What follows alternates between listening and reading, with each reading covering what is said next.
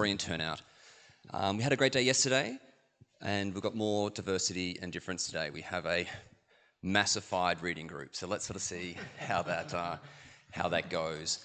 So look, we're really pleased and proud to have CRAM on board, the only entity from within the university sector, and they are a public-forming, public-facing, scene-setting, scene-founding mob, and so we're very happy to have them.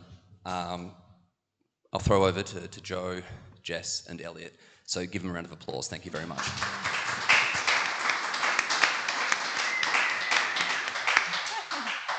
Thanks very much for having us, Matt and Merlin. It's honour and a pleasure to be involved. We should just begin by acknowledging that we're meeting on the unceded land of the Wurundjeri people. Louder. We acknowledge and respect their continuing culture and connection to this land, and acknowledge that sovereignty was never ceded. And we also pay our respects to elders of the Kulin Nation, past and present, and extend that respect to any Indigenous people with us today. If anybody doesn't know who we are, I'm Jess, this is Elliot, this is Joe. Justin Clemens is also CRAM. He crams with us. He crams. But he is, and as advertised, right? But he's unfortunately unwell. We sadly will miss Justin today. CRAM is the Critical Research Association Melbourne. Yes, the acronym came first. As Matt said, we're like a research network that's based at the University of Melbourne. I feel like it's nice that we have like imposter syndrome as the academics, rather than the para-academics. It's like a nice reversal, we deserve it. CRAM, we run like regular seminars. You can join our mailing list. Book launches, and this year we did for the first time a Melbourne Critical Theory Winter School, which we're going to try and deliver every year. So it's like a week of intensive study where we invite like famoso international philosophers to come work with, a group of students. And it was, awesome. What else do we do? We sort of, we wanted to, Joe will talk more about the reading group format. We're not, some people will be familiar with the reading groups that run at Melbourne. We didn't create those, they all preceded CRAM, but I feel like we're kind of like the institutional caretaker or whatever. Like we book the room, and as long as we can book the room, like the reading group can happen. You'll talk more about that later. I guess when we were thinking what we would pitch for FOPA, we thought of this text by Maurice Blanchot, partly because the winter school we ran this year, the theme was times of disaster. You can see it on the back of Chris and Brendan's CRAM hats. It says in tiny font, times of disaster, or times of catastrophe, sorry. And so we were thinking about, this kind of, we were in a catastrophic mode. And, we've been thinking are catastrophe and crisis and disaster like exact synonyms. We're in crisis mode. And so this text, I think, for several of us is, I've been working on Maurice Blanchot personally for years, but this text is something that we've kind of had in the back of our mind, the past 12 months, even longer. And it's just I've not had the opportunity to really go back to it. And so to have the opportunity today to do some reading and thinking with this text was a great opportunity, seemed like a great opportunity to me. And so, I feel kind of resistant to the idea that this text is the text for our times, that it helps us make sense of our times. But also, impulsively, I'm I want to read this text right now. I want to think about Blanchot's work on disaster. If people don't know Maurice Blanchot, he's a French critic and writer, and also wrote literary texts. Particularly active in the immediate post-war period. He's someone who's considered to have heavily influenced a lot of the more well-known post-structuralist names like Jacques Derrida, Michel Foucault, Gilles Deleuze, Emmanuel Levinas. So some of those more familiar names are deeply, deeply, deeply influenced by Blanchot. I don't know, what else is there to say to introduce this text? you want to talk about the text a Yeah, bit? Yeah, sure. So this is a relatively late text in Blanchot's oeuvre. September 18, 1980 is when it comes out, just before Blanchot's 73rd birthday. And at that point, he'd been working on the text for just over 6 years, and apparently in a state of complete exhaustion. He was working as a I guess we're flagging. He was at no point a sort of conventional academic, in any sense an academic, and largely working for major French publishers as a reader. So, yeah, I think exhaustion is, I guess, the first sort of key word here that sort of comes to inflect this text and the history of its composition. The text itself, it's composed of 403 aphoristic fragments, and as Blanchot's biographer points out, that's a little more than one each week for this period, this 6 and a bit year period of writing. And the reason I sort of flag that is that this is, I guess, the closest we can get to perhaps imposing some sort of like systematic frame upon this text. Not a very sort of satisfying frame either, but that's sort of the point, I think, for Blanchot. And that's because these 403 fragments, they vary drastically in their length and they vary drastically in their style. So just to give a bit of a sense of what you sort of encounter in this text, some fragments are single sentences, like 4 words in length. Others, you have multiple paragraphs that run, in some instances, multiple pages. Some consist of like short quotes of poetry. Others take the form of what appear to be a monologue and/or a conversation that are sort of directly quoted. There's a bit of ambiguity about their sort of source. And others, interestingly, are sort of almost dreamlike recollections of what he designates as primal scenes. There's 3 or 4 of those, 4 of those in that text. I'll speak a bit later about the sort of the fragmentary writing and why Blanchot sort of adopted this, but suffice to say at this point that this is sort of like one of many abyssal sort of obscurities that mark not just Blanchot's writing more broadly, but I think this text in particular, it's recognised as probably the most obscure text. I hope I'm right on that. in an obscure, an obscure text stands alone. But again, I think this question of obscurity for precisely that reason is also insufficient in terms of being a frame through which we can approach Blanchot's writing. And this is, again, another reason in part for why we chose to look at this text together here today. It's not merely obscure, but I think it's also recognised as a, quote, one of the finest homages to reading. I think this is right. In what sense?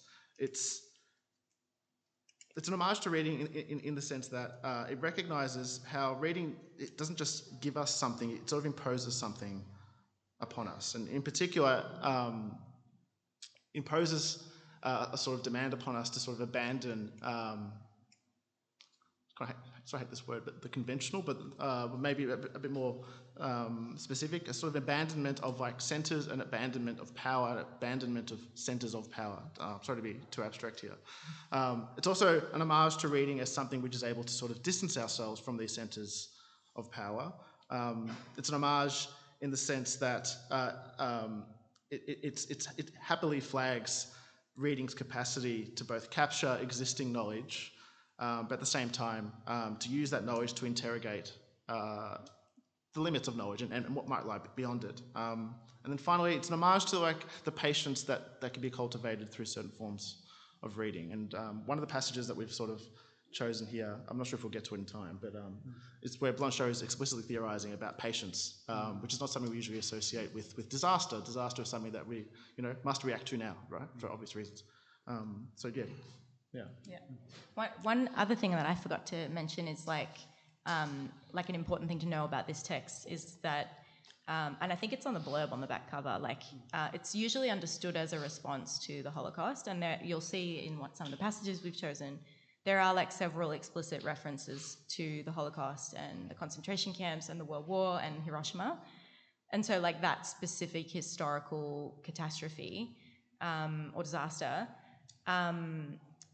but like as Elliot said, it's written in 1980. It's not this kind of like immediate, it's not a Holocaust memoir or, you know, an immediate kind of textual object that responds really urgently or immediately or directly to that specific historical event. And you know, again, as you've kind of flagged, like it's not really clear that that's the direct object of this text. Like, I think really the object is more something like writing, and like how does writing, you know, what is the role of writing? What are the mechanics of writing? What are the limits of writing?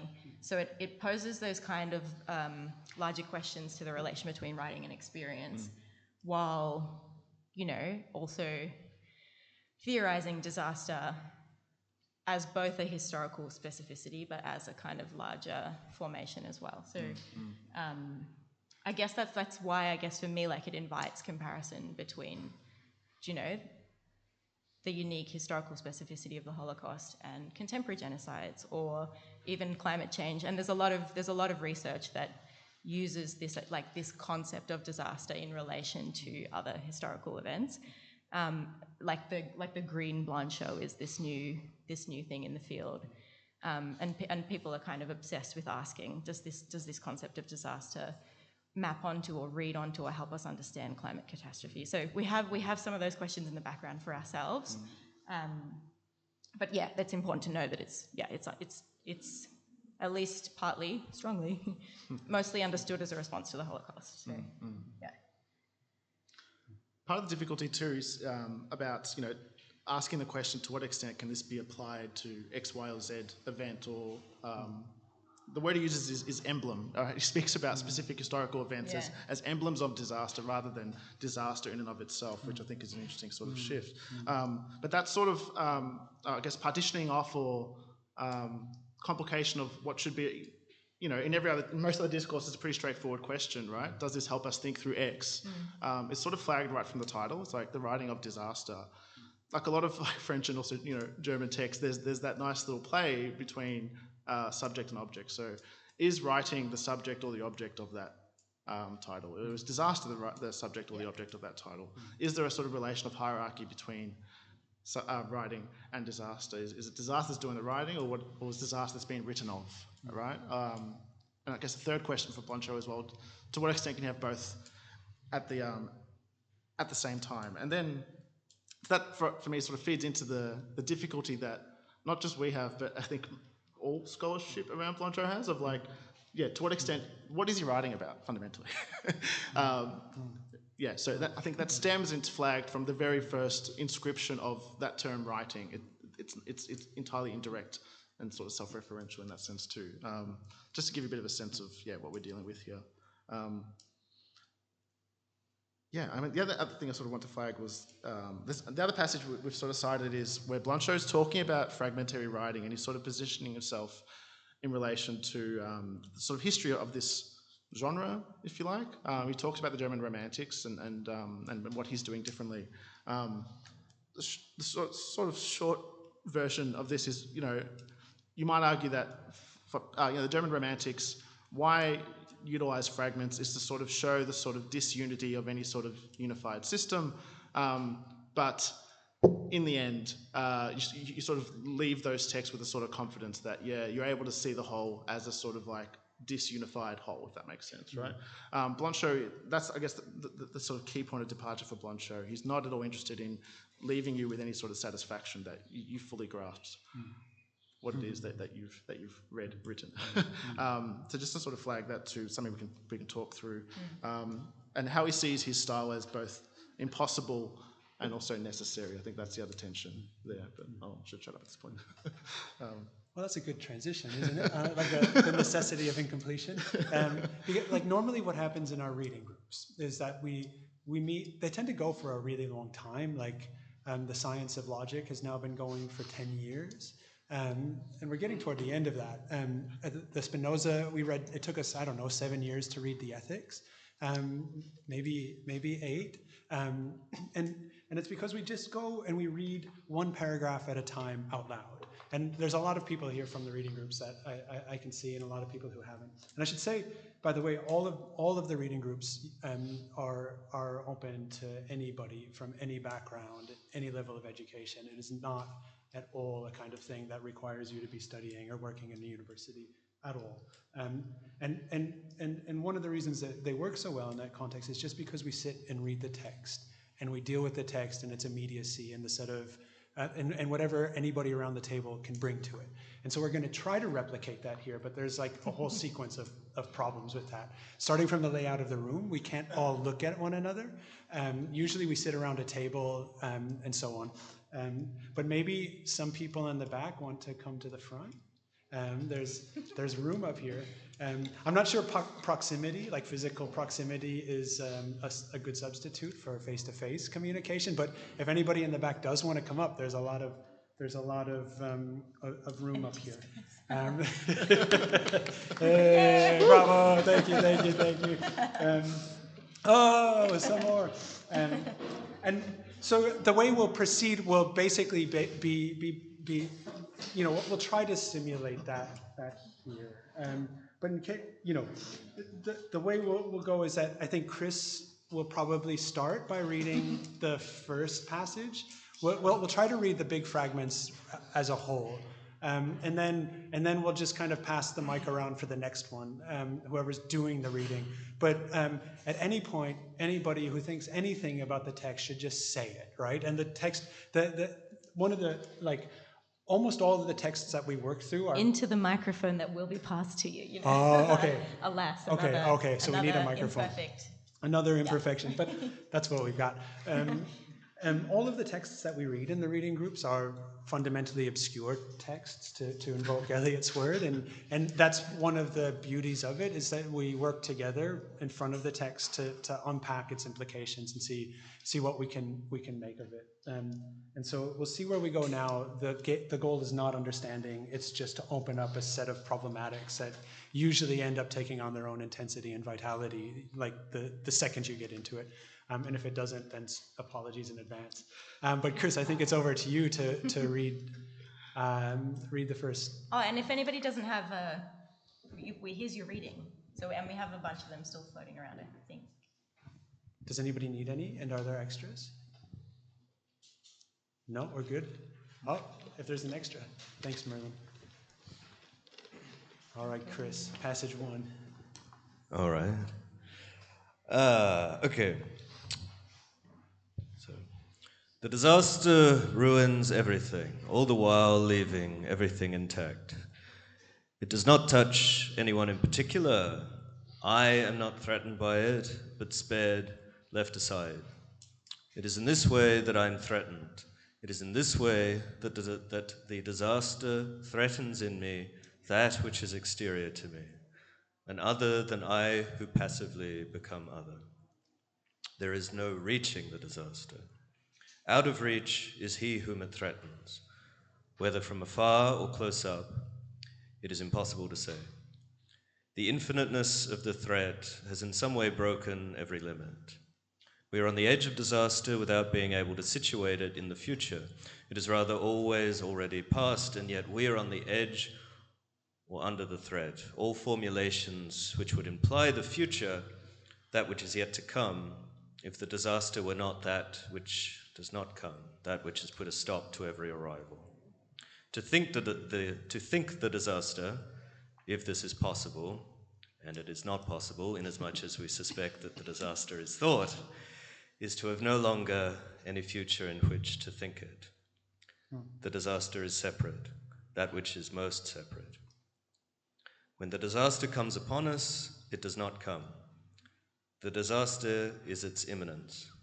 But since the future, as we conceive of it in the order of lived time, belongs to the disaster has always already withdrawn or dissuaded it. There is no future for the disaster, just as there is no time or space for its accomplishment. Now somebody has to say something interesting. And you're going to be running around that. Sorry. Is there a hand up? Yes, always first up. What comes to mind immediately is what I would call liberal Protestantism or Protestant liberalism, whereby it's a disaster to be an individual, isolated individual, but it's a complete mess to be together. And so we do try and dialogue as autonomous, intelligent individuals, and then we reflect off each other's difference, and still somehow find it impossible to manage our collectivity. So is that the somewhat of the background, or am I in a parallel universe? No, that's extraordinary. I mean... Oh, thank you. Yeah. I mean, because I think, you're doing what I was doing, and it's related to what Jess said earlier, which is like that, you know, that first clause, sorry, I got a cough, the disaster ruins everything, all the while leaving everything intact. It's like, what is the referent of this? You know, like when you say the disaster, Blanchot, it's like, what is it? What are you pointing to? You know, and like Jess outlined historical reference, the Holocaust, the nuclear bomb, etc. And you just indicated another one, which is the disaster of a kind of like theological politics of radical individualism or something like that. And I love that because it echoes at least the problematic of the I and its relationship to the disaster.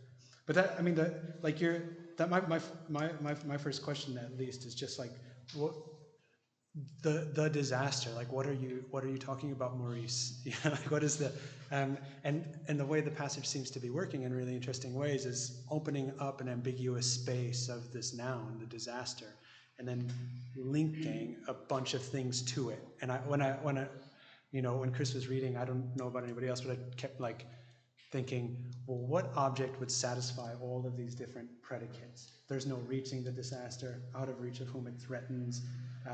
It's the disaster from which I come, but it doesn't touch me. It is a disaster that's related to a time without future, and yet futurity itself seems to somehow stem from it. So it's like, what is this?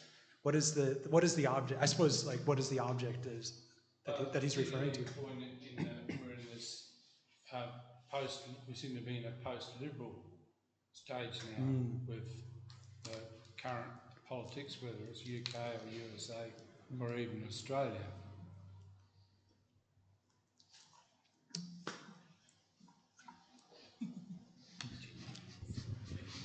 Yeah, I will.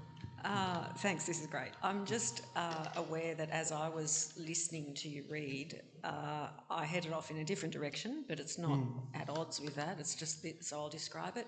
It was rather that the disaster is a sort of positivized experience that allows everything else to come into existence. So I don't exist until there's a sort of vague looming past or present or possible disaster.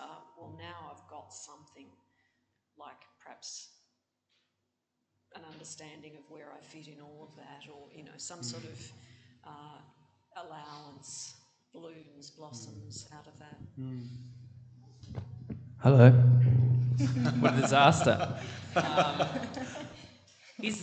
So what came up for me when I was listening is like, is the disaster something that's happening to somebody else?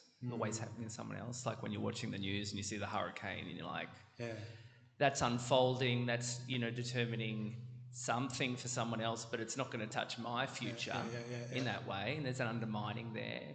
But I also like what you said about the relationality of it, and you know, that maybe there's something about the disaster induces a loss, and then that points to there is something that we could be entangled in or embroiled in. Yeah, the hurricane. There's something about the hurricane there that came up a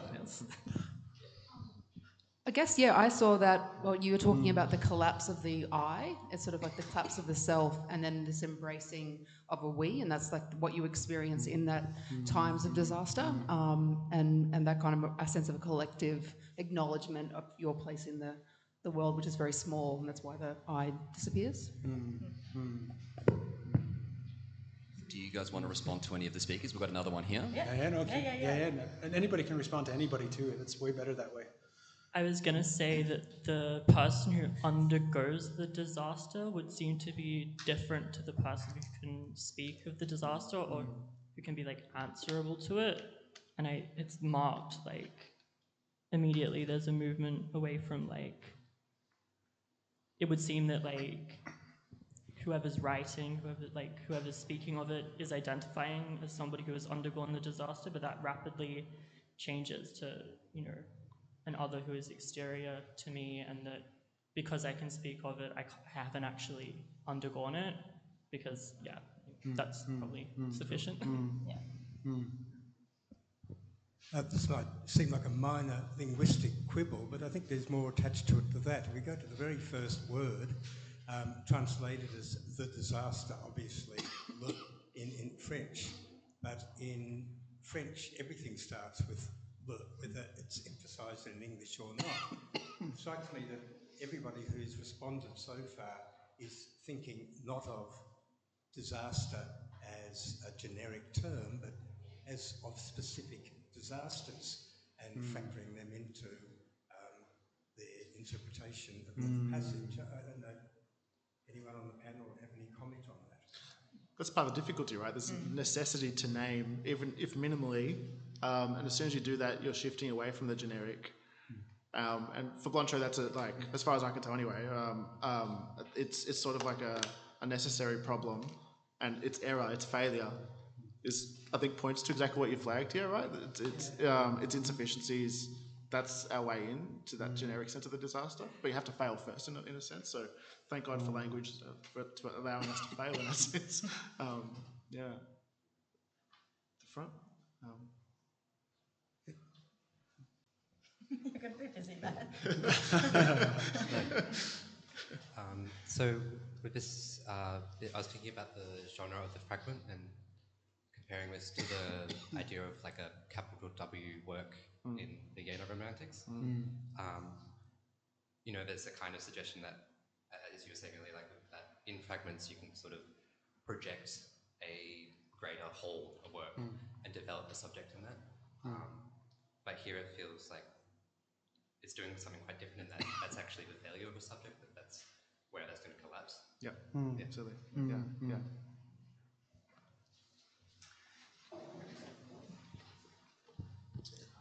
Just like that first sentence that which I'm finding hard to read with my glasses now, but where everything's ruined and everything stays the same. So I'm thinking of leotard, and the leotard's idea that any space is comprised of real modern and post-modern elements and complexity.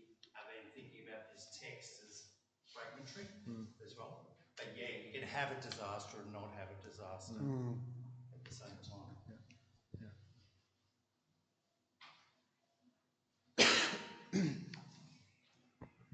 I mean, I'm also curious about the durational element here, if we're sort of thinking about disaster, you know. I mean, for instance, we could think about Palestine as an example, you know. I mean, what is the duration of that disaster? You know, are we tracing that to October 7th, to 1948, to the First Zionist Congress in 1898? What is the sort of future trajectory of that disaster as it unfolds? You know, we're seeing a regional war developing out of that. So I think there's something in that durational element in terms of how that disaster is, when the disaster comes upon us, it does not come, you know, that I think is a really interesting sort of element there. Yeah, I absolutely agree. Like, this is something I was thinking about just this morning, because like as I've continually said, like I feel like this year I'm like, oh, I want to read this text, and it, you know, like a few people have already touched on this. It kind of makes it accords, I feel, with my experience right here of watching something happen over there. You know, so you know, I'm not threatened by it, but it touches, you know, everything around me. But it's so interesting to think of it in relation to Gaza, I think, because it's like, and the temporality, because it's like, the disaster seems like something that's already happened, right? Or it's also something that's happening right now. But then I was thinking, like, the political claim of Palestinians is that the future is still coming, right? And that there'll be a right to return. And so the disaster can't be this thing that's, do you know what I mean? That's happened and it has destroyed everything. There has to be this sense in which we're just on the brink of it, and something could shift or something. And you know, the moment at which the disaster has occurred definitively, then there's no future, you know.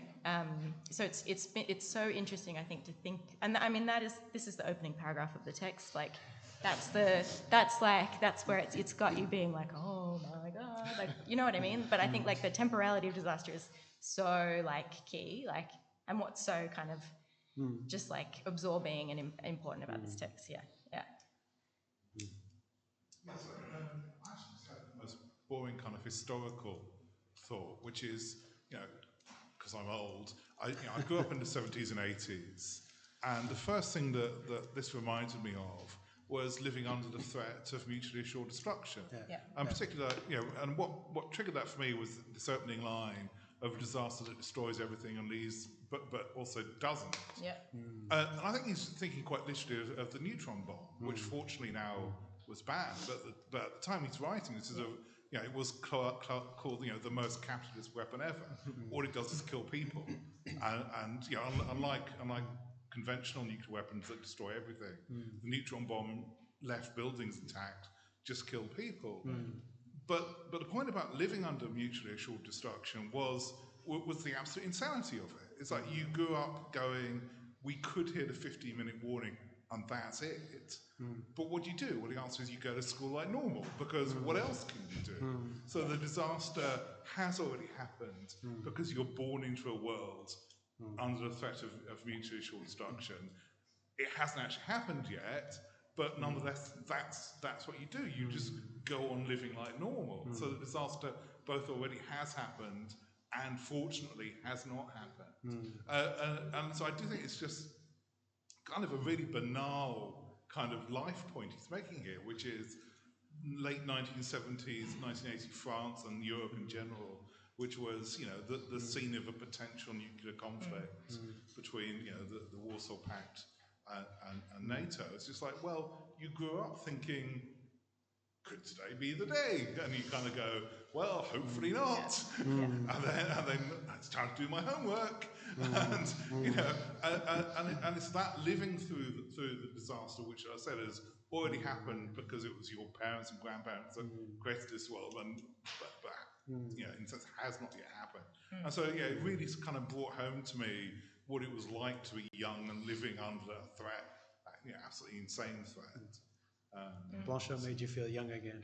Yeah, but not happy about it, by the way. It was a weird time. I love that, because one of the things one of the things I'm trying to think through right now is the extent to which the disaster refers to obviously like particular instances of disaster and their historicity and their unfolding and questions like that. Like whether it's supposed to provide a philosophical concept to the notion of disaster as such, like, oops, it flooded here. What a disaster. What do you mean when you say it? What a disaster? You know, like, is it some kind of attempt to determine in a general way what a disaster is? Or does this, is something else going on here? And obviously it's, you know, like, Blanchot is part of that. One of the reasons why he's like the secret code to understanding Derrida and Foucault and Deleuze is because he ontologizes everything, right? He does that eminently French thing where it's like, here's a concept. What if that were a structure of being? You know, and there's something like that clearly going on here with the notion of disaster. And when you were saying that, I was thinking, well, it you know, there's obviously that kind of Heideggerian thematic of the relationship to one's own death, right? Death as the condition of Heideggerian, Hegelian reflection on death as the condition of life itself. And if disaster stood in as this kind of like late Blanchotian, reflection on the, I keep setting off the thing. If disaster stood in as this kind of late Blanchotian reflection on the ontological meaning of death and its relationship to life, then a lot of these things start to make a bit more sense. Its relationship to futurity, its relationship to the I. One never experiences one's own death, right? You can never come back and say it, or one's birth, right? The disaster predates you, it postdates you, and so on. But obviously the really interesting thing then would be the historical reference. Why speak of disaster in light of the Shoah or the nuclear bomb, or any other set of disasters that had or still are unfolding, if not to take that lived relationship to the possibility or the necessity of one's own death as a finite being, and somehow bind it back into like the experience of those events. Everybody is afraid of dying at some point, right? But to be a sweet little boy in Britain, as I imagine you, afraid of nuclear apocalypse is like something quite, that's a really interesting inflection on the structure of one's anticipation of one's own death, or something like that. And I feel like something like that's going on. That's all I'm trying to say.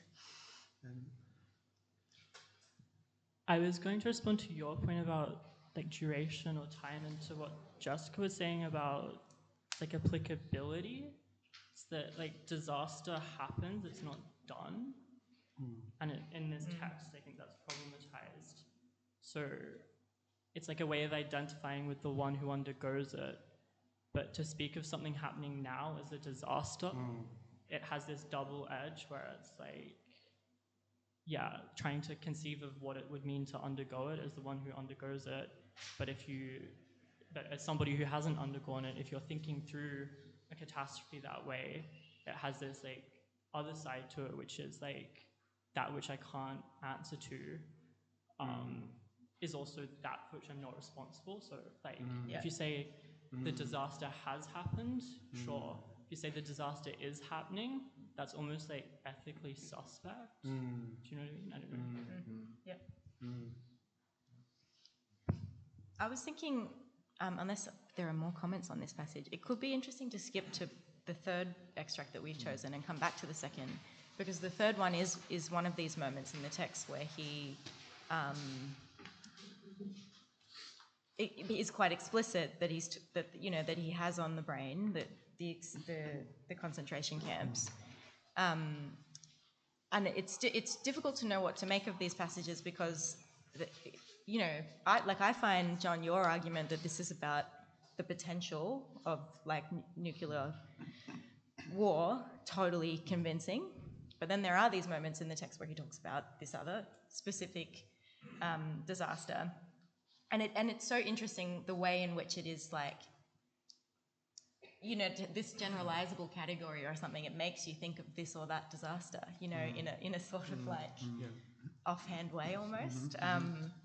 But so maybe we could read this passage and then go back to the second one. Does anyone want to read? Because we're at a reading group, which actually is working beautifully, in my opinion. You've got a volunteer here. Thank you, John. So it starts at the bottom. That makes sense. Yeah. Okay. Can you hear me? Yeah. It's weird. I can't hear myself. Okay. Concentration camps, annihilation camps, emblems wherein the invisible has made itself visible forever. All the distinctive features of a civilization are revealed or laid bare. Work liberates, rehabilitation through work. Work in societies where indeed it is highly valued as the materialist process whereby the worker takes power, becomes the ultimate punishment. No longer is it just a matter of exploitation or of surplus value. Labour becomes the point at which all value comes to pieces, and the producer, far from reproducing at least his labour force, is no longer even the reproducer of his life. For work has ceased to be his way of living and has become his way of dying. Work, death, equivalence. And the workplace is everywhere. Work time is all the time. When oppression is absolute, there's no more leisure, no more free time. Sleep is supervised. The meaning of work is then the destruction of work in and through work. But what if, as it has happened in certain commandos, labour consists of carrying stones at top speed from one spot and piling them up in another, and then in bringing them back at the run to the starting point? Langbein at Auschwitz, the same episode in the Gulag, Solzhenitsyn. Then, no act of sabotage can cancel work, for its annulment is work's own very purpose. And yet labour retains a meaning.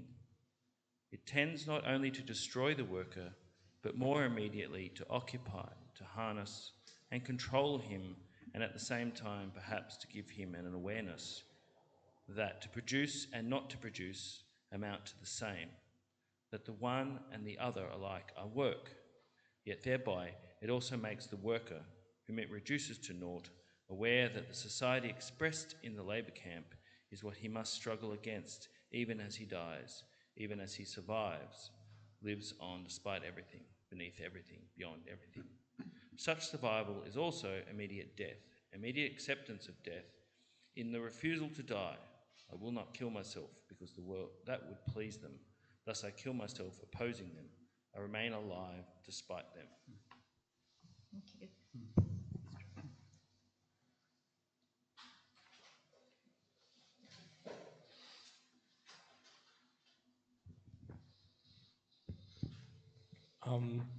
I think I was just like interested how concentration camps, annihilation camps are visible forever. It like reminded me a lot of the Zone of Interest, especially like the horrible scene near the end where it cuts to the present day and they're like cleaning Auschwitz and they're like cleaning out the incinerators, and it's this sort of like weird contrast where you try and like make sure the site lives on forever so that this doesn't happen again, but then the disaster lives on in like keeping it clean, like that sort of very fascist idea of like cleanliness and like the sterile banality of it.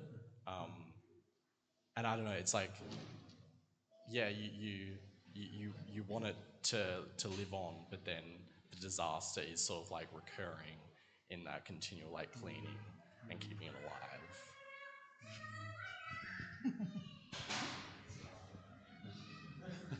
Just with what you were saying, I think that resonates with like the idea of memorialization as an act that simultaneously nullifies what it seeks to represent.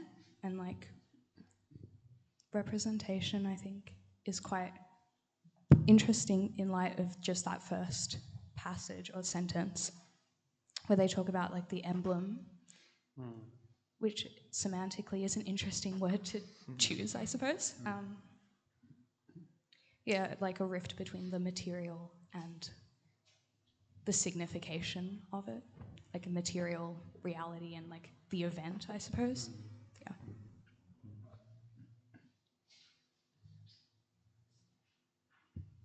I've just got a little point. I misheard you when you were reading at the very end. The text says, I remain alive despite them, and I heard I remain alive to spite them, which is sort of present through the whole text. Like, who is this enemy? Who's doing this to me? Something like that.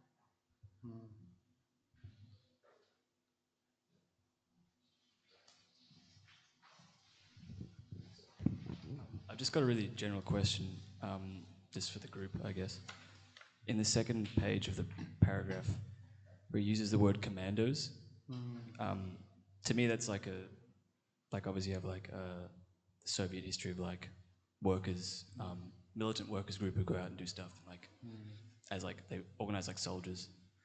But do you think that was intentional? I don't know. I like, is there another meaning to that I'm not aware of, or like is that like a kind of like making like the military into, or like the structure of the military into like an everyday thing? Does that make sense? I don't know. It's the commandant or whatever, right? Is that the right word? In the camp, it's like the I don't know exactly what the word would have been in the original as well, but it's specific to the camps, I think, like the concentration camps. The commandant, right, thank you. Yeah, I think is how I immediately read that. Yeah, that makes sense. Certain commandos. Yeah, that's thanks.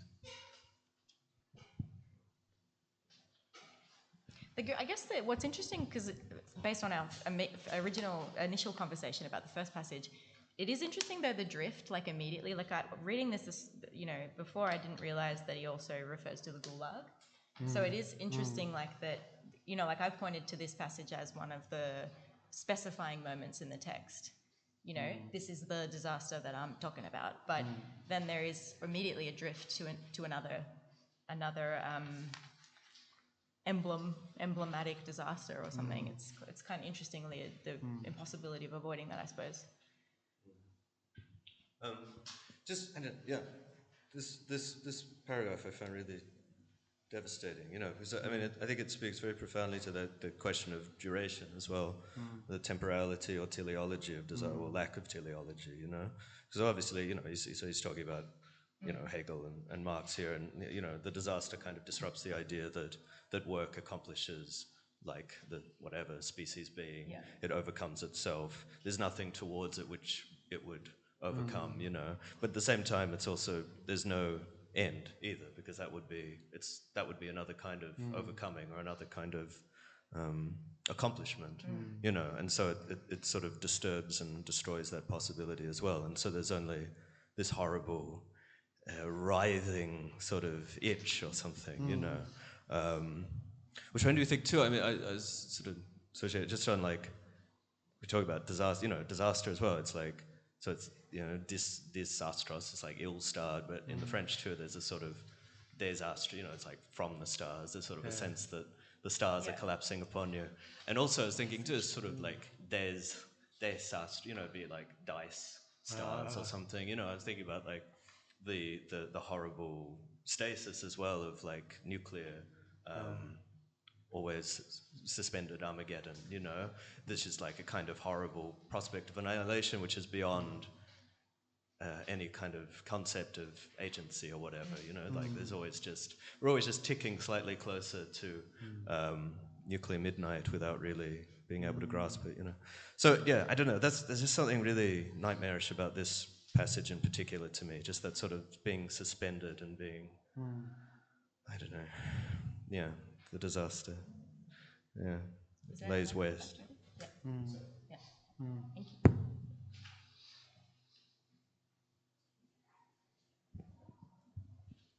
I'm just sort of thinking as we're reading this one and this section and the first one, that I'm getting a sense of like an observational place from beyond the disaster. I get just this idea of multiplicity, that there's that the disaster actually generates this other space, which for me is connecting in with the section around the rocks, like the moving the rocks from here to there, but the writer is aware of that from somewhere else, and that's an interesting, powerful, agentic somewhere else, as I would read that, even though it's in the disaster.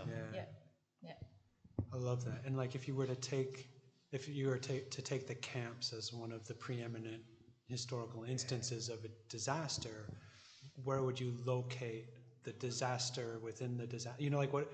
Yeah, and because that's one of the things that's I find really kind of surprising at some angles, alarming about the passage too. It's like, what is the nature of the disaster of the camps? And that's not actually what he's doing here. He's doing something quite weird and different. But and I think it's related to what you're saying, which is to say, the manner in which he plugs into and speaks about this disaster, you can do it from a lot of different angles.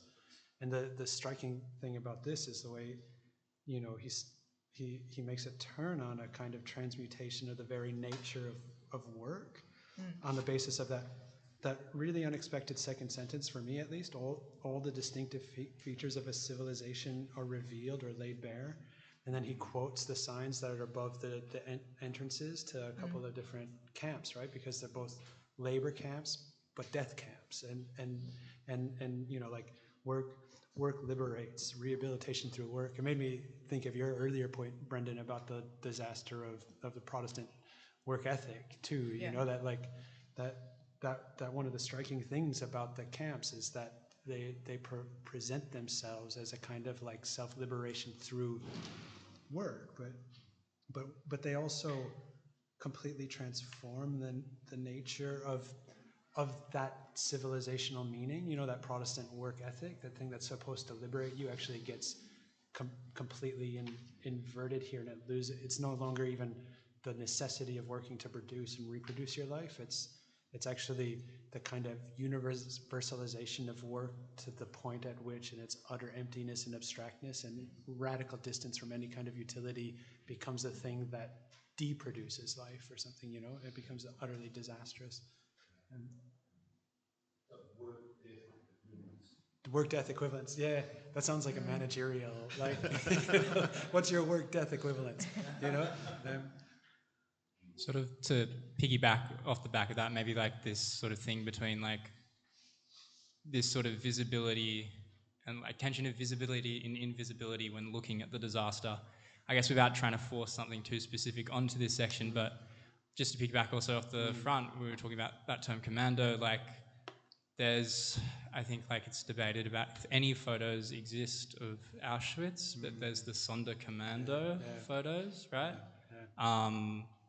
And that, like, lived experience of that inversion of work where some Jewish people were forced to oversee the deaths of, like, their fellow people, like, that there's almost, those photos are so charged in this way of, like, trying to look at that disaster, a disaster which tries to remove any trace of itself. And then also this idea of, like, the in spite of bit at the end as well. What is the purpose of those photos?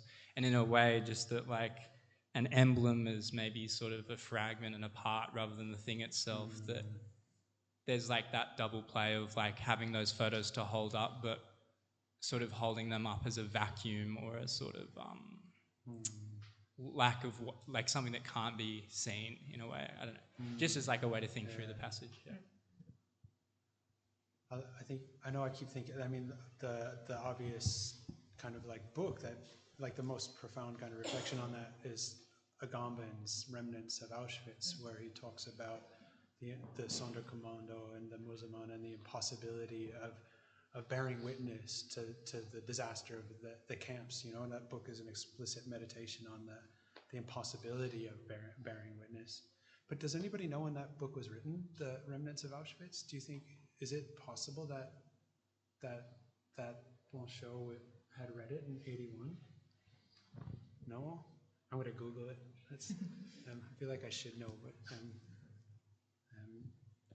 While you Google. Yeah. Can I? Yeah. Yeah, just reading this paragraph, it feels so Cold War, like New Philosopher, in a sense, of like this explicit parallel between the Gulag and the Nazi death camps. And I mean, Joe, you were saying that, like, they're both death camps, but I mean, they weren't both death camps, you know? They had very different functions. No, I wasn't suggesting that. Sorry, I mean, but that's like the feeling you get reading this paragraph. They both have the exact same function. And I mean, and which also brings me to, like, the conceptualization of the Holocaust, or like the Judeocide, or however you want to call it, which in this period, in the 1980s, was really beginning to form. And, you know, I think now we forget that the Holocaust didn't really become such an all-important, like, historical, cultural symbol until quite long after World War II, particularly in this period, and in tandem with this whole, you know, I mean, general, like, reactionary political tide of the new philosophers, of this, you know, this absolute evil of suffering that can only be, you know, any political action always necessarily leads to this, you know, suffering, death camps, you know, Hitler and so on, right?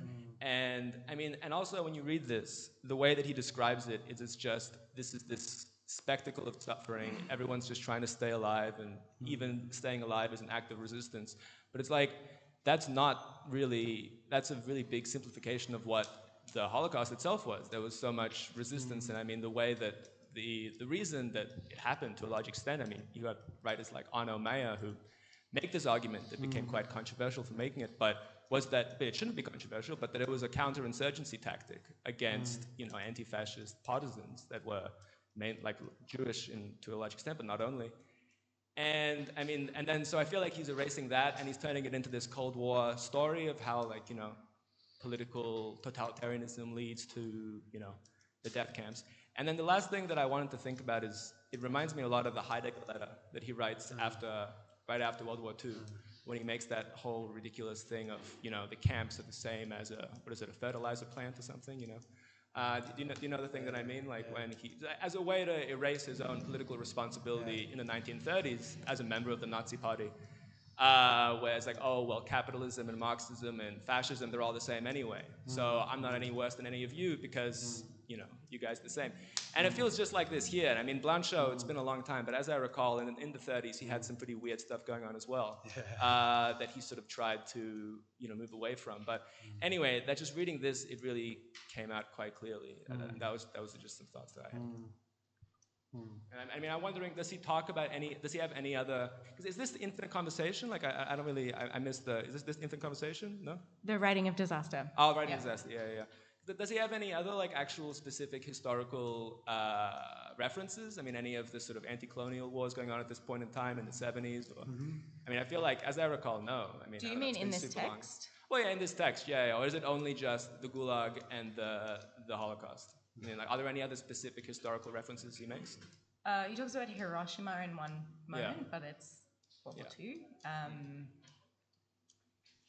I can't think of other specifying moments in the text, but yeah.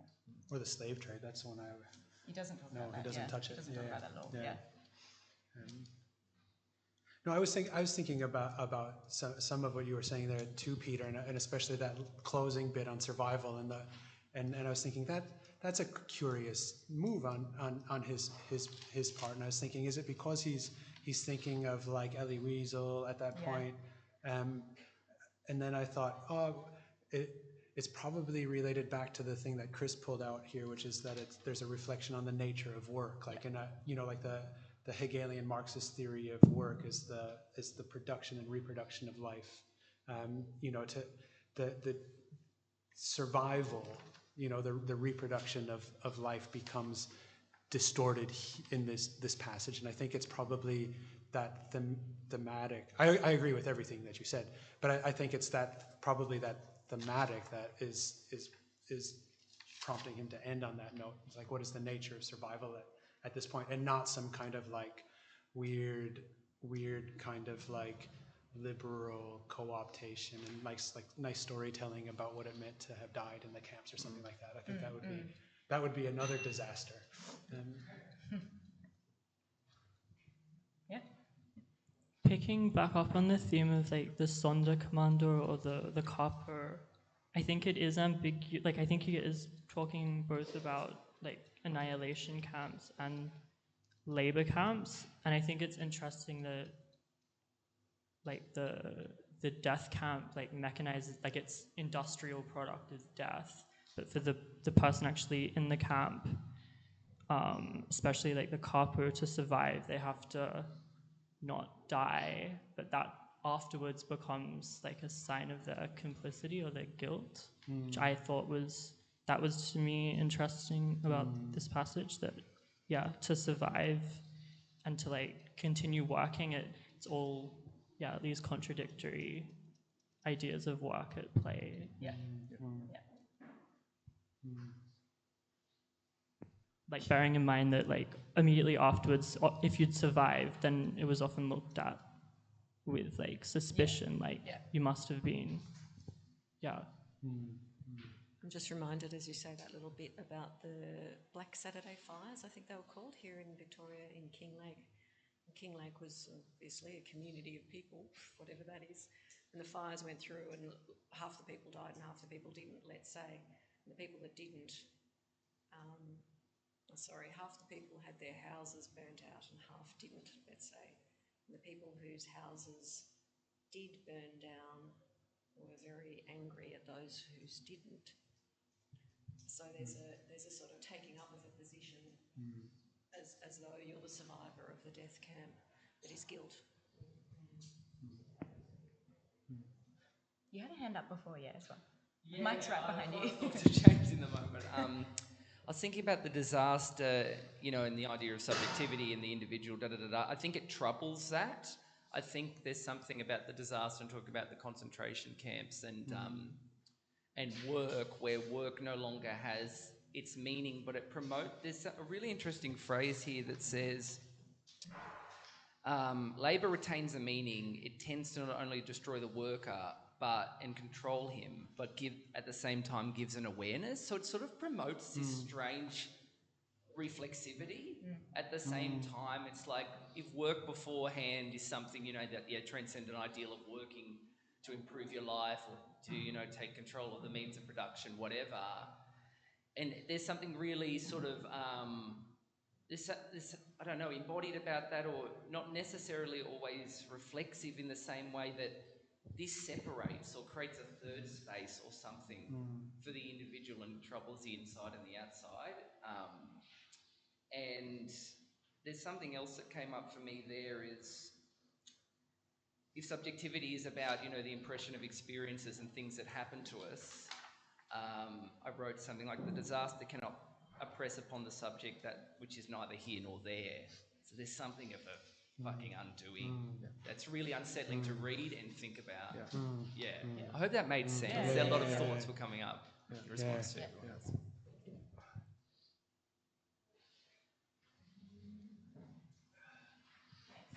Thanks, mate. Yeah, to me it sounds terrifyingly contemporary. I guess I had to say something about this because it's about representation to me. So where there's no longer an invisible, you can't even dream, even sleep is supervised. And it reminds me of a passage in, Lacan has a passage in Joyce Lessintome where he says that history, capital H, history, is the history of people who are put in camps, the history of exiles, of this being reduced to a purely objective status where you can't even be killed, because in order to die there would have to be a memorial, there would have to be some signifiers around your death. So yeah, to me it sounds like this contemporary hell that we live in, where everything is visible and there is no capacity for dreaming and the speech that brings to it. But yeah. Yeah.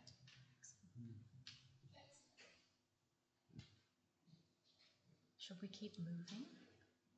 We're going far too fast for a reading group. Yeah. Like this is disastrously disaster. I didn't mean this. I through didn't more mean to than 2 joke, but pages, yeah. that was disastrously fast. Yeah.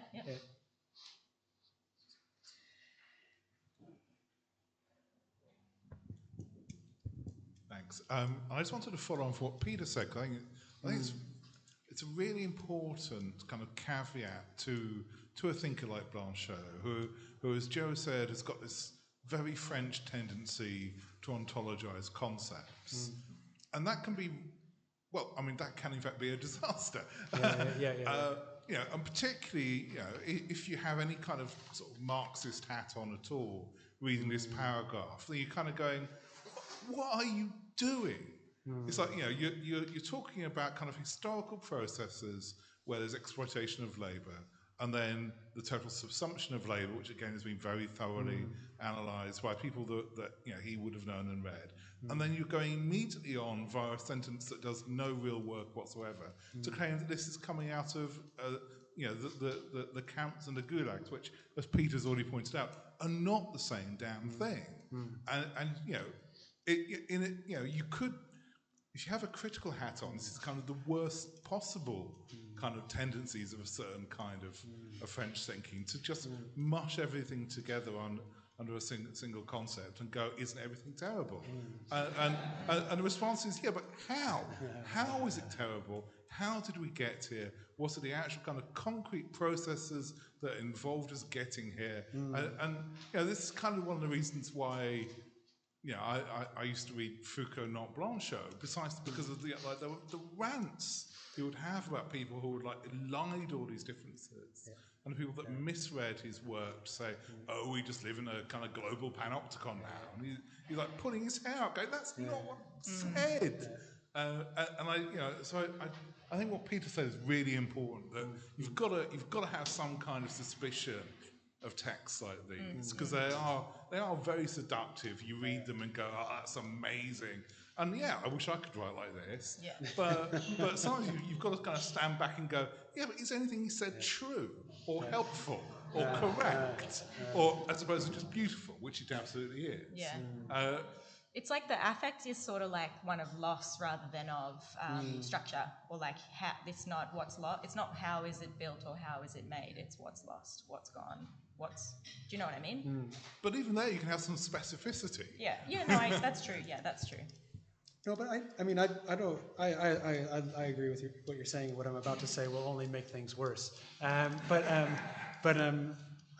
do think this passage is saying something extraordinary and something weird about the nature of work, right? And I hadn't clocked it quite until you read that last bit there, where he's, it's like I'll read it again. And yet labor retains a meaning. It tends not only to destroy the worker, and by the way, I should say, and I think that's the Gulag death camp connection, and not a kind of like abstract totalitarian managerial nightmare kind of thing, right? It's the function of work in those two places, and the meaning that work takes on is in its separation from the production and reproduction of life, and transformed into something else that is not related to necessity or living, right? Anyway, and yet even through that separation, labor retains a meaning. It tends not only to destroy the worker, but more immediately to occupy, to harness and control him, and at the same time perhaps to give him an awareness. And this is the weird bit, like an awareness, like a self-consciousness. And what is the nature of that, like, if not self-consciousness, consciousness? It's an awareness that to produce and not produce amount to the same, right? That the one and the other alike are work, yet thereby it also makes the worker, whom it reduces to naught, aware that the society expressed in the labor camp, the society that would put work will set you free at the entrance to a death camp, right? Is what he must struggle against even as he dies. And so like the awareness there seems to be an awareness of the fact that work can no longer stand as an explanatory category, either for the progressive development of a civilization or as a political principle for the revolutionary transformation of that society. Like, labor is not the territory on which, like, the self-awareness seems to be, here that work cannot be the category of social or political analysis. And I think that's an extraordinarily weird thing to have done in this passage. Now there are hands popping up, even though we're trying to move on. What's that? Oh, yeah, sorry. No, that's as it should be. I mean, I don't think we should have even read 3 paragraphs. I know two fragments, but 3 paragraphs.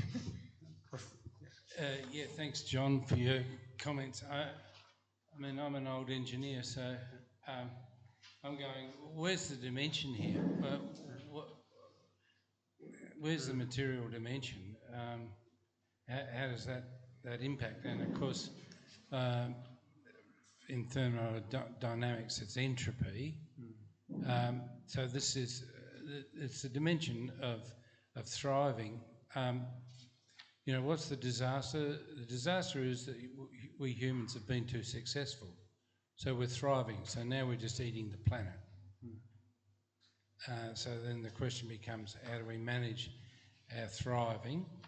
And so I'm reacting, so the death camps is just a very bad experiment on management of surplus numbers of people. And of course the real disaster is the population bomb, and how many people can this planet support? So again, I'm coming back to what you're talking about in terms of the real nature of labour. Are we labouring to destroy the joint, or are we labouring just to maintain status quo, or what are we labouring for?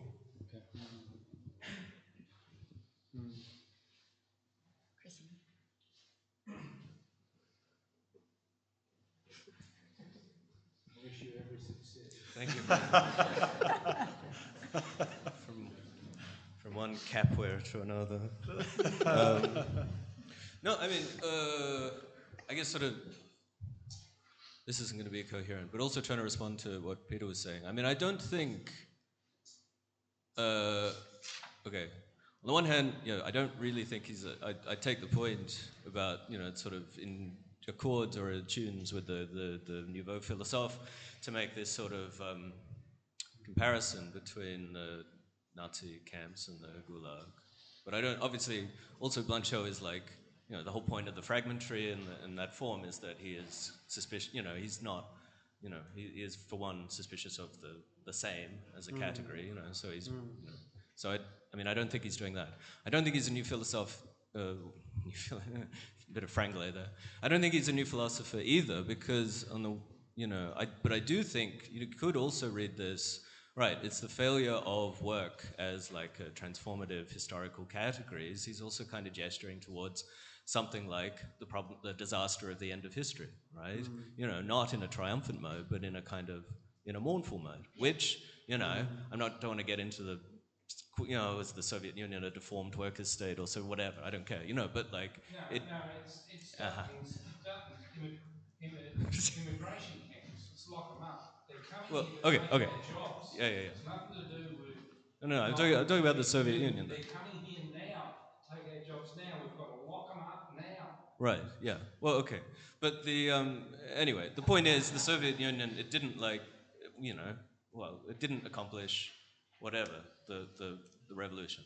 It just didn't. It failed. That's what I'm getting at when I say loss rather than construction. Yes, it's mourning. Now, he's not like a kind of, he's not your guy to go for like a theory of, the coming revolution or anything, I think, But I think, too, the other aspect there, the thing about like how work reduces to naught, it's simply struggle itself, it's simply itch, He's also kind of, to me, that's got some contours of like what Deleuze is talking about in the control society thesis, I think, Like it's only kind of, you sort of, all there is struggle, like struggle itself and resistance itself is still compulsory, inevitable, but it's endlessly recaptured within the kind of like reforming molds of this like, it's not like a higher social order, but it's a more sophisticated, complex kind of network.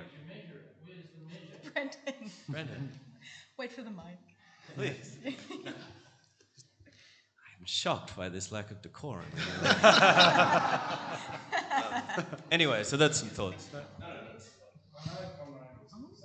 Sorry, I won't go on for too long, but the question that came up, particularly in response to that passage, is what happens when we render the invisible visible, and can we cope with that? Do you know what I mean? In terms of the bare bones of civilization, can we come to terms with that thing that's always on the periphery? Yeah. I don't know. Yeah, I think that's what you were getting at that, Robin, as well. Yeah. Where's Clemens when you need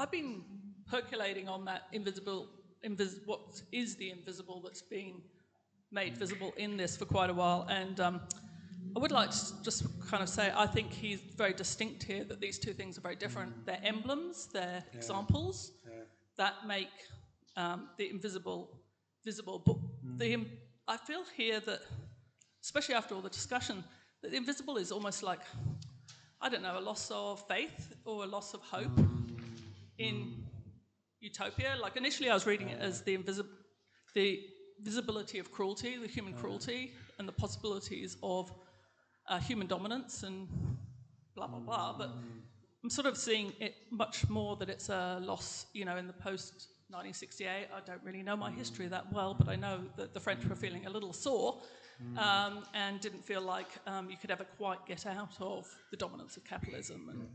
And I really feel that this is a very strong paragraph about that. But then either side of those paragraphs are very specifically historical to the...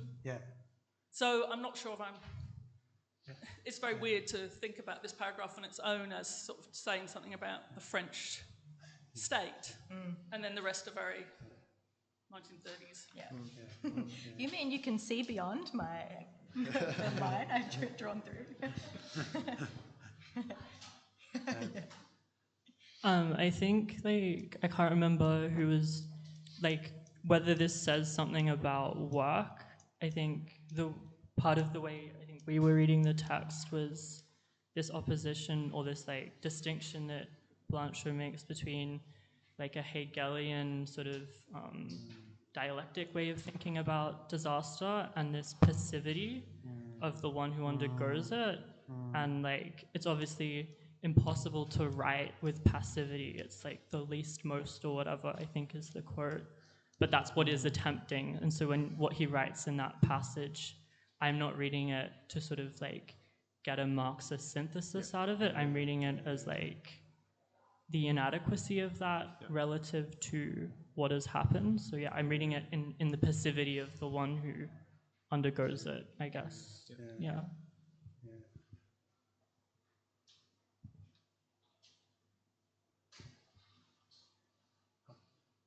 Yeah.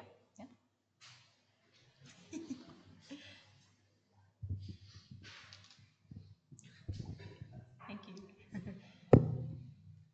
I don't know how well this sort of engages with what everyone's been saying, but I can't help think sort of in the movement from invisible to visible and of kind of a reversal of this idea of you work to produce and reproduce life, of the slave trade, in which kind of the work of, say,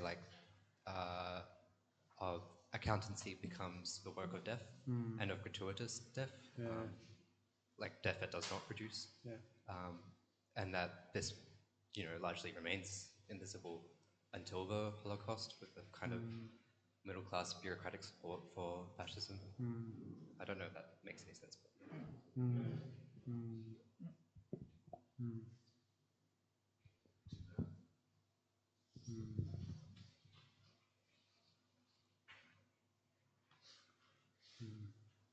I know this is the energy of the reading group, just, to never move forward. But I feel if we moved forward now, we'd have, the time we need for one more passage. Yeah.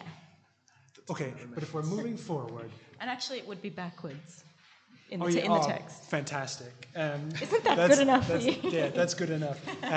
But the question we started with was, he opens up this concept of a disaster, which is simultaneously an ontological problematic and a historical problematic.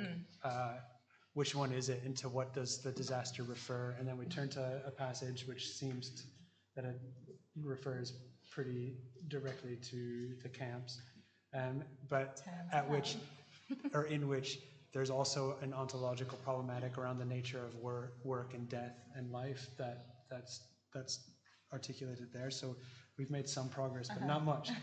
So we should make even less by going to passage 2. Is that the? I want 5. Oh, 5? Oh, but Cinque? I'm not really in charge. No, you're totally. Well, nobody is. Cinque? Which one? No, that's good. Yeah, responsibility. Okay, 5. Yeah. It'll get the people going. We're already cooking. So we've gone backwards in the text. It's page 26. Oh yeah, great. Does anyone want to read?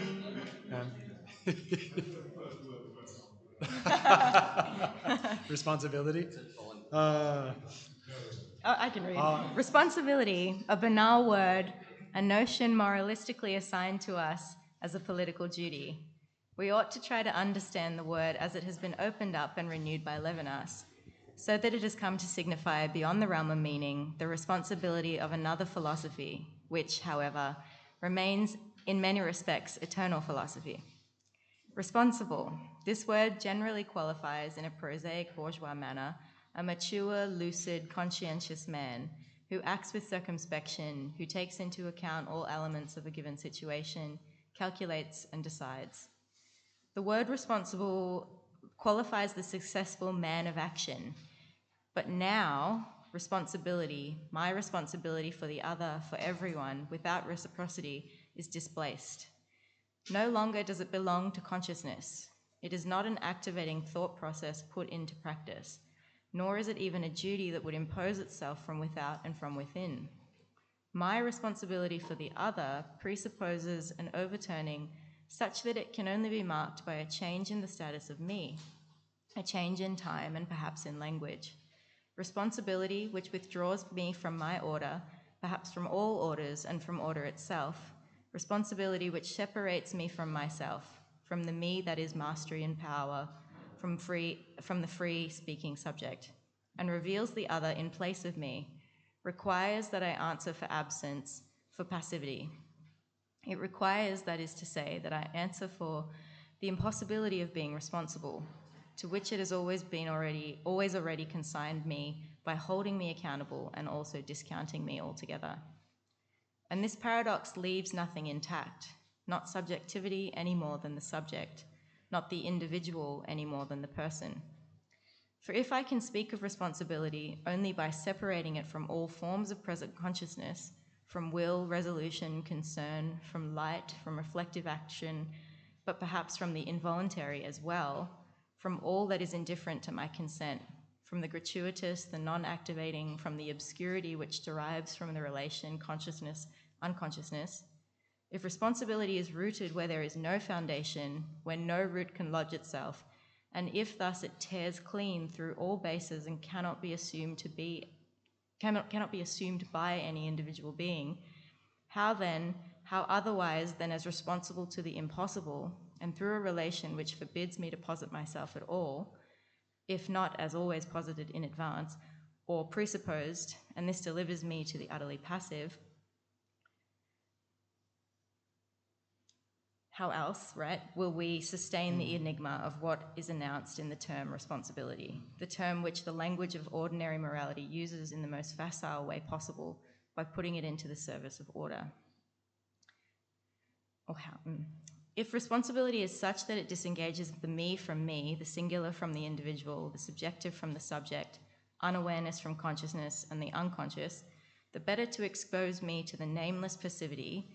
And if responsibility achieves this to such a degree that is through passivity alone that I can answer to the infinite demand, then I can certainly call the response responsibility, but only abusively, naming it by its contrary, knowing all along that to acknowledge responsibility for God is only a metaphorical means of annulling responsibility, the burden that weighs upon one is the obligation to assume it. Just as, once declared responsible for dying, for all dying, I can no longer appeal to any ethics, any experience, any practice, whatever, save that of some counter-living, which is to say an unpracticed or perhaps a word of writing. Should I keep going? Finish the fragment. But then the word responsibility, contrasting as it does with our reason without thereby consigning us to some facile irrationality, comes as though from an unknown language which we will only speak counter to our heart and to life, and unjustifiably, just as we are unjustifiable with respect to every death, to the death of the other, and to our own even improper death. One would have thus to turn towards some language that never has been written, a language never inscribed, but that is always to be prescribed, in order that this incomprehensible word be understood in its disastrous heaviness and in its way of summoning us toward the disaster, without either understanding it or bearing it. That is why responsibility is itself disastrous, the responsibility that never lightens the other's burden, never lightens the burden he is for me, and makes us mute as far as the word we owe him is concerned. And yet, to the proximity of the most distant, to the pressure of the most weightless, to the contact of what does not reach us, it is in friendship that I can respond, a friendship unshared without reciprocity, friendship for that which has passed leaving no trace. This is passivity's response to the unpresence of the unknown. Such pace, such a clip.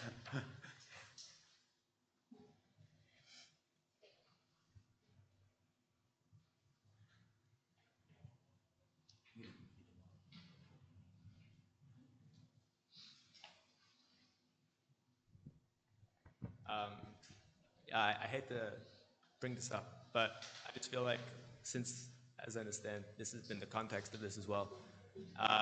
Like he mentions Levinas here, Yeah. and I just wonder if anyone had anything to say about like the famous Levinas interview about the Shabila massacre in '82, where talking about the other, and Levinas said like, it was a massacre of Palestinians, very famous one. And Levinas said that sometimes the other is an enemy, and we no longer have this responsibility. I was just wondering if anyone, and this is a famous thing, and like Judith Butler, criticized him for this and so on. Some people defend him for it, but and he himself was generally positive towards Zionism, but had some kind of ambiguous take on it. And he was like very, very influential for Blanchot. I'm just wondering if I just feel obligated to bring it up. Have you anything to say about it? I sense that you do. I feel the responsibility to bring it up. Yeah. Not that exactly, but something similar to it. He says that when we speak of, paraphrasing, I don't have the quotes immediately, but that we identify with the one who undergoes the disaster, and that trying to understand the passivity of the one who undergoes it, you lose sight of the one who perpetrates it. There's I can't remember, there's a quote from a rabbi where he quotes a rabbi in the text and says, let's quickly find the quote. Basically he says that the one that you should have the most responsibility to is the one who has done you the most harm. But the idea of responsibility to the other seems to discount responsibility to the one who perpetrates, which I think is, interesting. I wish we could find the quote, but yeah.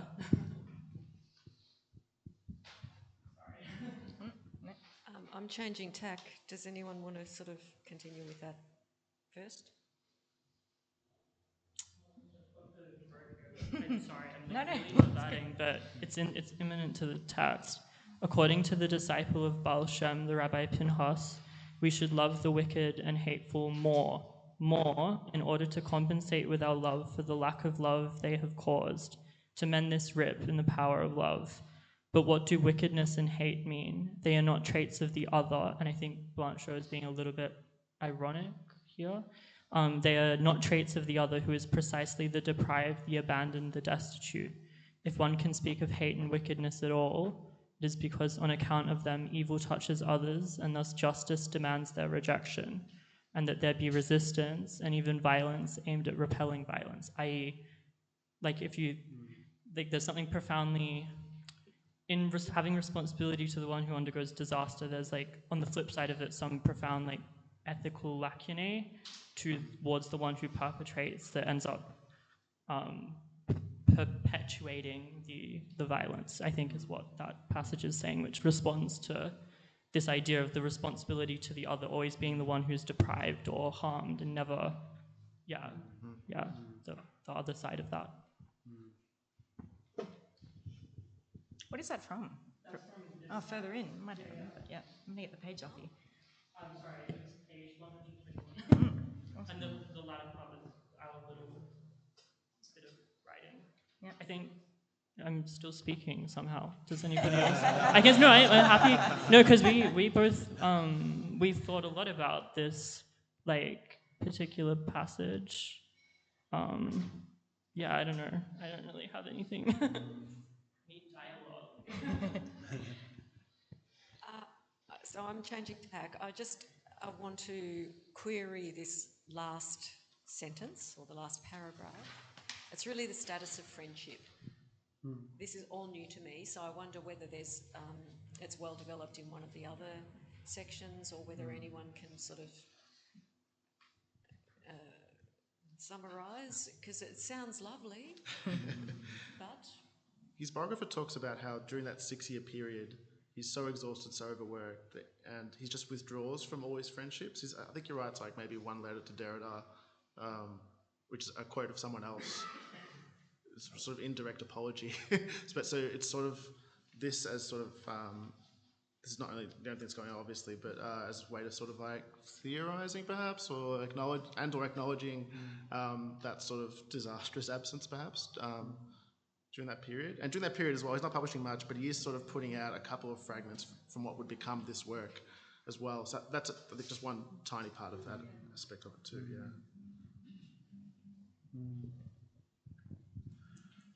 Well, and he wrote that book. With Levinas, Yeah. On friendship. And the French word is amitié, which has, roots of love, and so it comes back to the passage that Louis was reading from there too. What is the nature of this kind of love that's bound up in responsibility? There's two concepts of responsibility here, right? And at some level, I think a clear distinction of them would allow some kind of response to Peter's question and Louis too. And I find it hard to distinguish them and determine the second one with precision and state its relationship to something like justice, which I think is also what's, do we want to identify responsibility with justice here or not? And I ask that partly because it seems clear that I think I get the first one, which is a kind of paternalistic, if we're talking about outside of the university, I'm loath to bring up the inside of the university, but a kind of like paternalistic managerialism based on a logic of like utter competence and technical care, right? And I think that's part of what this responsible man is, the one who's calculating, mature, lucid, conscious, but also like importantly, it's somebody who seems bound up in a kind of Kantian problematic of responsibility where they have a sense of duty. He doesn't quite go that far, but it's like there's a relationship to the moral good, and the responsible man of action is one who has a rational determination of ends, who can know like what the good is and act in light of that good, and is in fact bound to act in light of that good, and I feel like a lot of responsible men that I know do precisely that. It's like, I'm just doing my job, I need to do my job, this is the right thing to do, fine.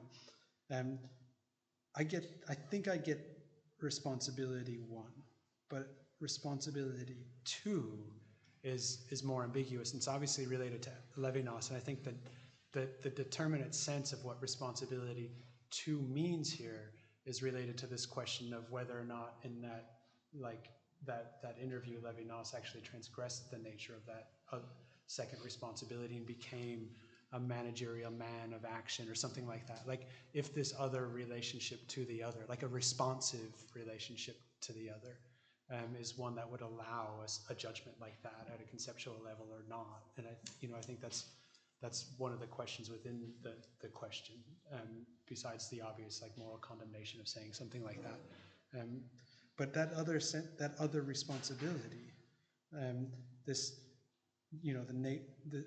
responsiveness to the other that puts me in check. What is the nature of the me? What is the nature of that other? Is it as the passage that Louis read out? I think is a really kind of like interesting determination of the other, like giving the other a kind of content as somebody who has been harmed or wronged, right? But is it necessary to think of the other in those terms, or can the other not be as in like, like when I read of Levinas, usually the other stands for me as the person I'm talking to about literally anything. Just the simple fact of addressing somebody else as a being of speech brings with it like a whole sequence of concomitants that transform the nature of metaphysics if you think about them. And I find like that bit of Levinas like utterly compelling, right? But the fact that the passage you read echoes the one that Peter cited from the lecture, in which the other is being given a determinate content, right? Where you can say, this is the other that counts, and this is not the other that counts. And so that, that's a second level question. Like in my mind, I'm wondering, what is that second concept of responsibility, and to what extent does it license giving a determinate content to the other?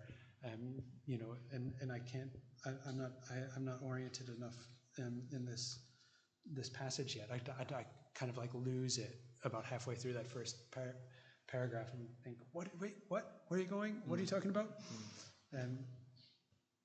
Does anybody have like a sense of that other concept of responsibility? I was just going to ask about a particular line that I find really beautiful, and maybe this will help in relation to working out what it means. I don't know. It was just this part, which is right towards the end. One would have to turn towards some language that has never been written, a language never inscribed, that is always to be prescribed, in order that this incomprehensible word be understood in its disastrous heaviness and its way of summoning us toward the disaster without either understanding it or bearing it. Yes.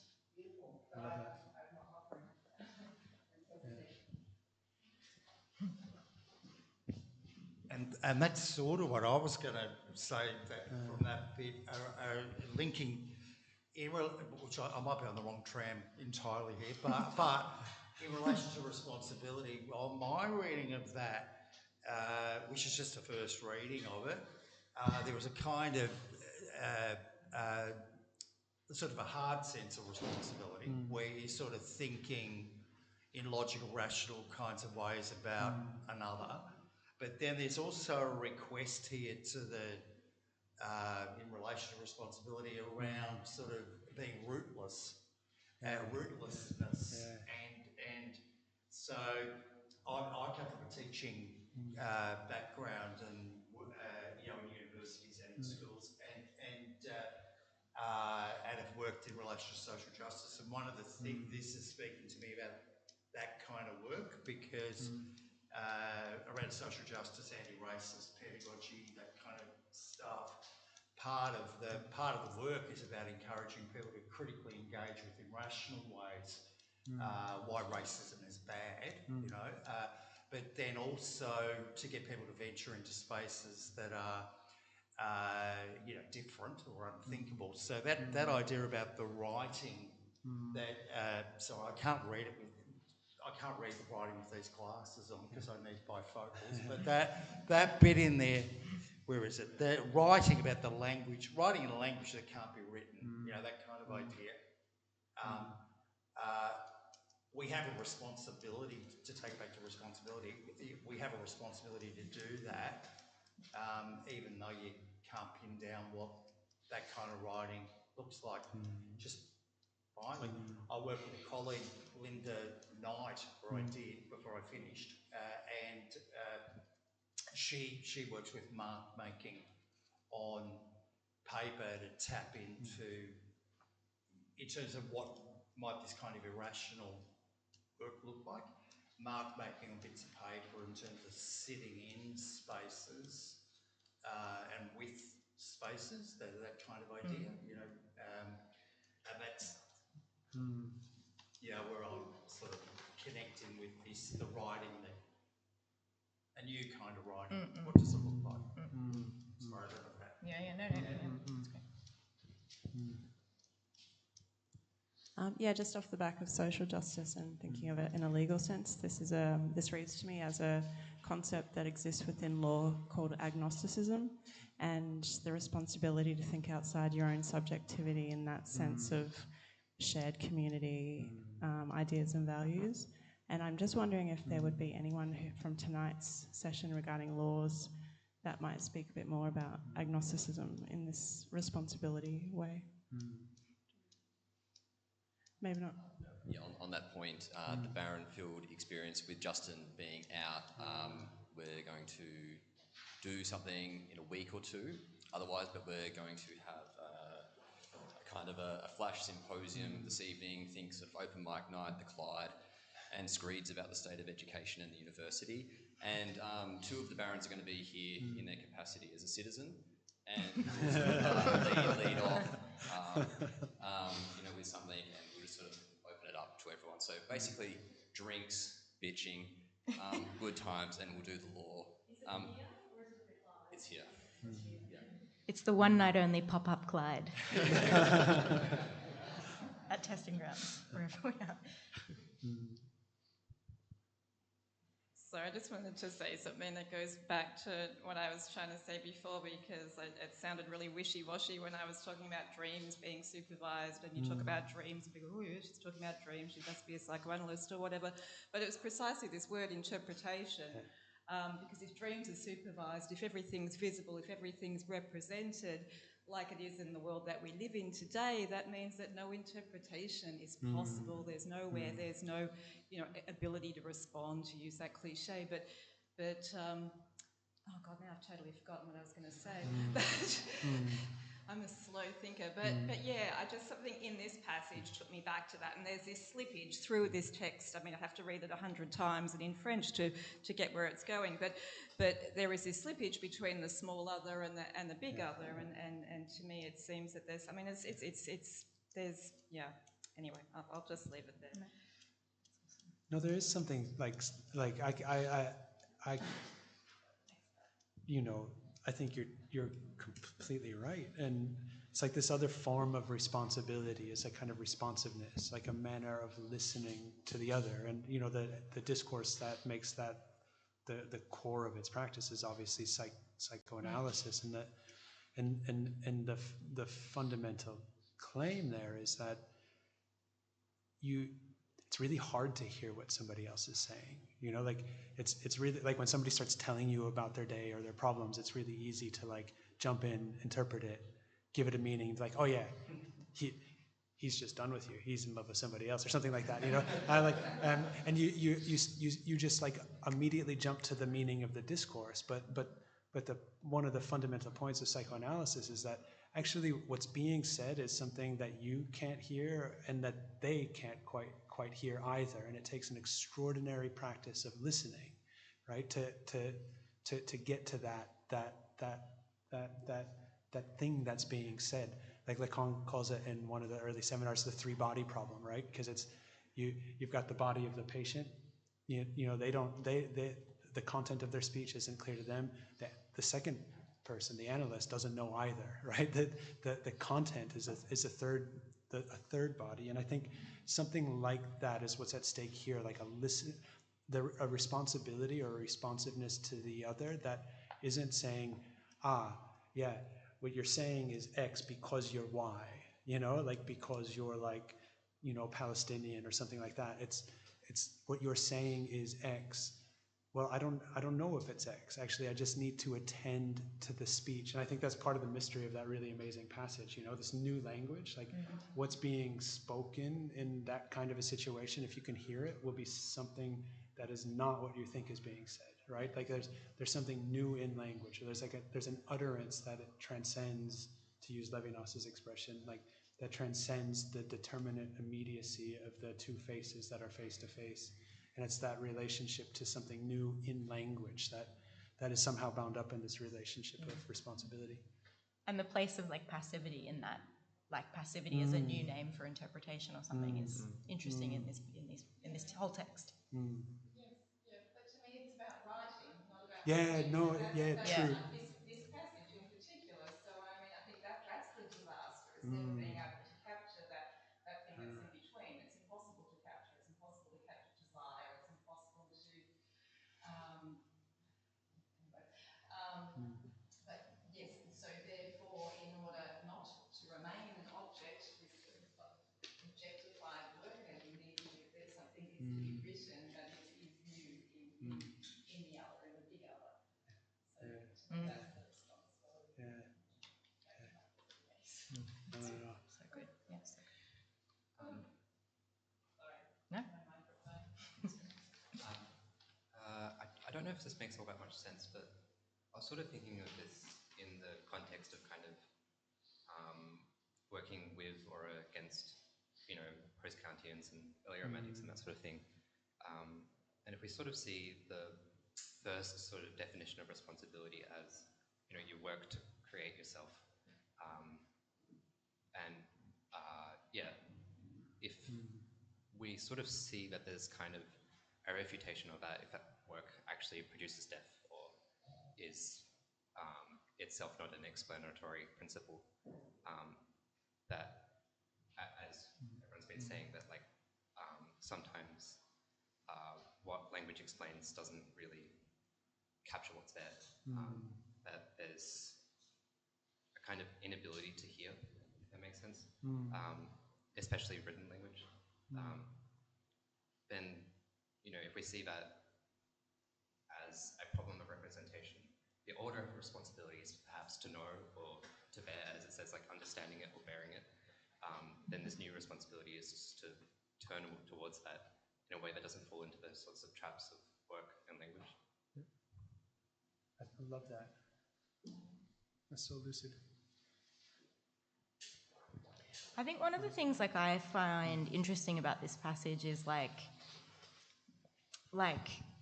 it made me think this second responsibility or whatever. It's like it had me thinking of like it's a way to go beyond like the discourse of just like silence is complicity or like you can't be neutral in the face of oppression. Like if that's all, because it's like disaster like demands a response. It demands that you act to intervene in the disaster, or and there's this kind of like urgency or immediacy to that demand. But it's like if we remain at that, if we remain at that kind of like understanding of responsibility or whatever, it stops you. Like this line for me that it's like, the disaster is indifferent to my consent. Like it's like the disaster doesn't give a fuck if you've like been the man of action and you've gone to a protest or something.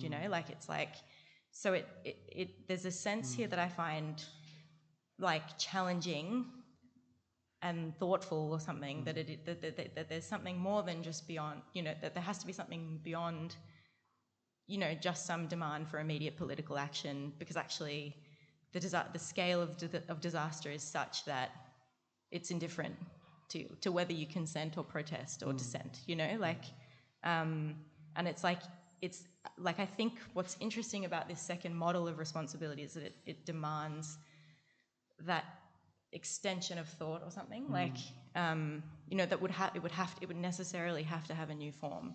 And so our recognizable, our familiar and kind of recognizable modes of intervention might not be useful anymore. Like it's like you might be a responsible man of. I get that it's bourgeois, the first one, but the thing that it makes me think of is like you might already be a skilled political operator in like your workplace or something, but it's like the tactics that work in response to whatever issue at that scale don't work in response to disaster. Like disaster it doesn't care if you just resist. It's not enough. Like there has to be this attempt to go beyond that or something. I think that's the thing I find interesting. I don't know if I 100% buy it, but that notion that the disaster is like indifferent to your consent, I think is so interesting, and like challenging to like the impulse that I think our discourse has, which is just to be like, well, the discourse remains at this thing, silence is complicity. Like, cool. Like, but what else? Like, because it actually, I can be silent or I can be loud, and it's not mattering in the face of disaster. So we're on 3 o'clock. How are you guys travelling? There was 2 hands remaining in the room. Do we? 2 hands. Let's do 2 hands. 2 hands. Perfect. Yeah. So we'll begin with Brendan and end with Brendan. So that seems perfect, right? Just carrying on Jessica's point, to me, the way I read it is that it's being responsible without responding or being answerable without answering. I think there's like a later passage. I'll just read like 2 sentences from it. When Levinas, it's from the same text, when Levinas defines language as contact, he defines it as immediacy, and this has grave consequences. For immediacy is absolute presence, which undermines and overturns everything. Immediacy not only rules out all mediation, it is the infiniteness of a presence such that it can no longer be spoken of. I think, it's like a testimony. I think like the Agamben text carries on this idea further of like, to understand undergoing the disaster in its passivity, you have to assume this position of passivity as well, which implies that you can't be answerable in the same way that they couldn't be answerable. I think to me, the way I read the first definition of responsibility is precisely the fact that this isn't quite like an ethics necessarily. It's something other than that. I think in that passage I was quickly reading, he says, immediacy not only rules out all mediation, if I continue that quote, it is the infiniteness of a presence such that it can no longer be spoken of, for the relation itself, be it ethical or ontological, has burned up all at once in a night bereft of darkness. Like there's an indifference, like responsibility, as something more indifferent than we might think of it as being. Yeah.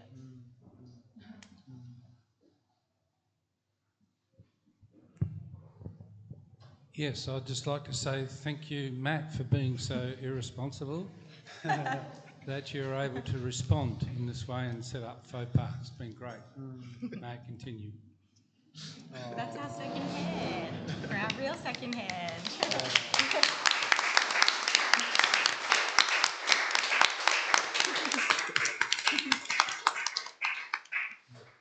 Maybe we can institute a counter applause and just to sort of say that we have some stuff going on downstairs. It's probably 7 or 8 degrees cooler down there, so if you want to have a sandwich or have a drink or a chill, there's a couple of rooms. There's like a perfume room, and then there's a broken project. The QR codes don't work, so we put some Sharpies down there. So if you want to sort of just start vandalising the posters, please go ahead. Look, I think, and a special thanks to just the participation, I thought it was absolutely fabulous, and it was a really great panel, really great. And so, Elliot, Jessica, Joe, thank you very much. So let's give all of ourselves.